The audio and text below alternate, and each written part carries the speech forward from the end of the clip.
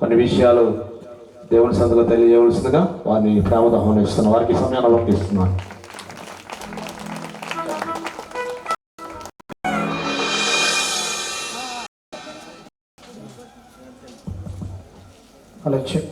హల్లెలూయా.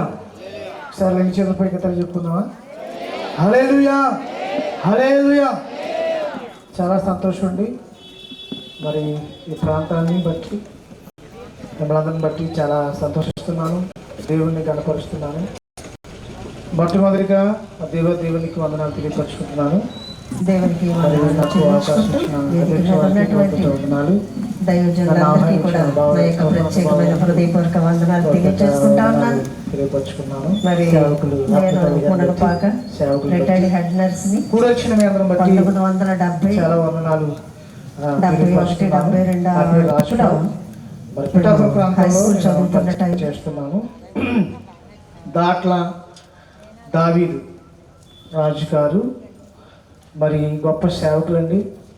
నేను 6వ తరగతి 7వ తరగతి చదువుతున్న సమయంలో మా ప్రాంతానికి వచ్చి సేవకులు మరి మంచి పరిచయం చేశారు. వాక్య పరిచయం 3 దినాలు ఉపవాస కూటలు పెట్టి అయ్యగారు 3 రోజులు కూడా వాడుకున్నాం. మరి 3 రోజులు కూడా చక్కని వర్తమానాన్ని అందించారు. ఆయన చెప్తుంటే అండి బలిపీఠం మీద ఏదో ఉద్యోగం అండి, ఒక మంట అగ్గి రగులుతున్నట్టు ఉండేది. నేను కింద కూర్చుని అనుకునేవాడిని, ఎప్పుడైనా ఒకవేళ నేను సేవకుని అవుతే, దైవ సేవకుని అవుతే మా మామగారు అండి, మా మామగారు వల్లే నేను చెప్పాలి, అంత ఉద్యోగంగా అంత కణాఖండిగా దేవుని వాక్యము ప్రకటించాలని నాలో నేను అనుకునేవాడిని. ఉద్యోగం అండి, ఆయన మాట్లాడుతుండగా ఒక ఉద్యోగం, ఏదో తెలియనంటి ఉద్యోగం వచ్చేసేది. హల్లెలూయా చెప్పనంటి వారు కూడా ఆయన చెప్తుండగా మధ్యలో హల్లెలూయా ఆమేన్ అని చెప్పేవారు. దేవుని స్తోత్రం. 3 రోజులు ఎంతో ఆయన వాడబడేవారు. ప్రార్థన పెట్టండి, నైట్ పగలు అని వారం రోజులు కూడా ప్రార్థన పెట్టండి. వారం రోజులు అయిన తర్వాత చెప్తే నమ్మరండి, మా ప్రాంతంలోనే మా సంఘంలోనే 5గురు బాప్తిస్మం పొందుకున్నారు. గట్టిగా చెప్పలు కూడా దేవుని పంపించుకున్నాను. చాలా సంతోషం. నేను అప్పటి నుంచి కూడా వద్దాం, మా మామగారు ఉన్నారు అనకాపల్లి ప్రాంతంలో, మా మామగారు ఉన్నారు, చూడడానికి వెళ్ళాలా, ఆ ప్రాంతం చూడాలా, ఆ పరిచయం చూడాలని ఎప్పటికీ కూడా రాలేని పరిస్థితి. మరి ఈనాటికి 14వ ఎత్తుకోవడానికి మరి రావడం జరిగింది. చాలా విచారం. మరి మా మామగారు నేర్చుకోవాలి అనేసి, కానీ ఆయన చనిపోయిన విషయం నాకు తెలియదండి. మరి మా బావగారు దేవుడి కృపానంద గారు చెప్తేనే కానీ ఆ విషయం తెలియదు. కానీ మంచి పరిచయం అండి, చాలా మంచి పరిచయం.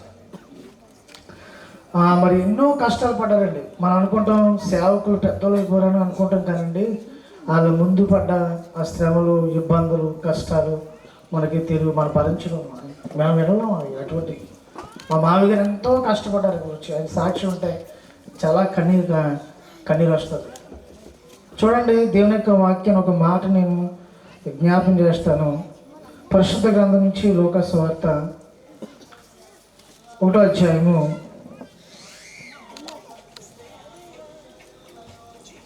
23వ వచనం చూడండి సారి. అతడు సేవ చేయు దినములు సంపూర్ణమైనప్పుడు తన ఇంటికి వెళ్ళాను. దేవుని స్తోత్రం. మరి దాట్ల దావీదు రాజు గారు తన యొక్క సేవను సంపూర్ణం చేసి వెళ్ళారండి. ఈరోజు ఇంతమంది కూర్చున్నారంటే ఆయన పడిన ప్రయాసే. దేవుని స్తోత్రం. హల్లెలూయా. ఆయన కాల్చిన అమ్మగారు, ఆత్మీయ తల్లి గారు కాల్చిన కన్నీరు. మరి ఆ టైంలో ఏముండదు కదా, ఎటువంటి పరిస్థితులు, భయంకరమైన పరిస్థితులు. ఈరోజు ఎంత చక్కగా మీరు అందరూ కూర్చొని దేవుని వాక్యం ఉన్నారంటే, ఎంత చక్కగా ఈ స్టేజ్లు వేసి ఎలా ఉన్నారంటే, అయ్యగారు దాట్ల మరి దావీదు రాజు గారి యొక్క కన్నీటి ప్రార్థన, తల్లి గారి యొక్క కన్నీటి ప్రార్థన, ఈరోజు మనం దేవుణ్ణి స్తుతించగలుగుతున్నాం, దేవుణ్ణి ఆరాధించగలుగుతున్నాం. దేవుని స్తోత్రం.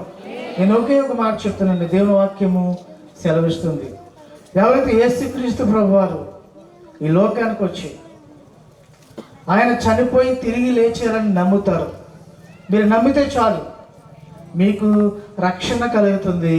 అదేవిధంగా ఆయనతో పాటుగా వెంట పెట్టుకుని పోతాడు. దేవుని స్తోత్రం. ఎక్కడికండి? ఆయన ఇంటికి. ఇక్కడ చూడండి, ఇందాక చదివి కదా, అతడు సేవ చేయతినప్పుడు సంపూర్ణమైనప్పుడు తన ఇంటికి వెళ్ళాను. దావీదు రాజు గారు ఎక్కడికి వెళ్ళారంటే తన ఓన్ హౌస్, ఇంగ్లీష్లో ఉంటుంది ఓన్ హౌస్, తన ఇంటికి వెళ్ళిపోరు ఆయన. మనం కూడా ఒకరోజు మనందరం కూడా ఈ లోకాన్ని విడిచి, ఈ ప్రాంతాన్ని విడిచి, నీ గృహాన్ని విడిచి, మనకి ఇంకో సొంత ఇల్లు ఉంది, సొంత దేశం ఉంది. ఏదో ఒక రోజు దావీదు రాజు గారు వెళ్ళినట్లుగానే నీవు నేను కూడా మనందరూ కూడా ఒక రోజు వెళ్ళవలసిందే. కనుక ఈ లోకము శాశ్వతం కాదు, మనకున్నవి ఏది శాశ్వతం కాదు. మనం ఒకటి నమ్మాలి, దేవుడు శాశ్వతమైన దేవుడు, యుగ యుగాలు ఉండే దేవుడు. ఆ దేవుడు నమ్మండి, రక్షణ పొందుకోండి. ఆయన ఈ లోకానికి వచ్చి మరణించి ప్రాణం పెట్టి తిరిగి లేచాడని నమ్మితే ఆ ఇంట్లోనికి వెళ్తావు. దేవుని కొద్ది మాటలు మన ఇంటిలో బహుగా దీవించబడును గాక. Praise the